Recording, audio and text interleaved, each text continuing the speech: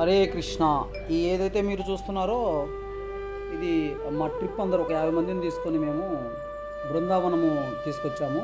ఇప్పుడు ఈ బృందావనంలో మీరు చూస్తున్నటువంటిది కృష్ణ భగవానుడు చదివినటువంటి ప్రాంతం అన్నమాట. సో అక్కడ అదిను ఆ తర్వాత కాశీ క్షేత్రము, హరిద్వారు, తర్వాత పోతే ఈ విధమైనటువంటి ప్రాంతాలు క్షేత్ర దర్శనానికి వచ్చేసారు అందరూ.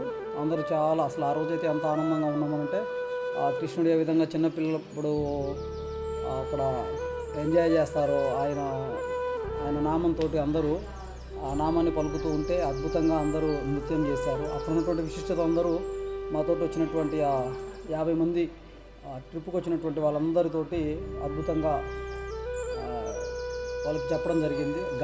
అక్కడ ఉన్నటువంటి హరే కృష్ణ హరే రామ భగవత్ నామాన్ని చేయడం జరిగింది. మన తెలుగు వాళ్ళు ఎక్కడికి వెళ్ళినా కానీ సూపర్గా ఉంటారు. అండ్ అక్కడ ఠాకూర్ అని అక్కడ ఉన్నటువంటి బ్రాహ్మణుడు అతను కూడా మాతో పాటే వచ్చి మాతో పాటే ఇంకా కాస్త చెప్పడం జరిగింది. ఆయన కూడా మా భక్తి శ్రద్ధలను చూసి ఆయన కూడా చాలా ఆనందపడ్డాడు. ఇప్పుడు మీకు వెనక కనపడుతున్నటువంటిది అది వర్ణశాల అంటారు దానిని, అప్పుడు పాఠశాల అన్నమాట. సో అద్భుతంగా ఉంటుంది అక్కడ. అదేవిధంగా అనేకమైనటువంటి విషయాలను తెలుసుకోవడం జరిగింది. వాళ్ళ గురువు గారు ఈ క్షేత్రంలో ఉన్నటువంటి వాళ్ళందరినీ ఒకసారి చూసి తరించాము. జై శ్రీకృష్ణ.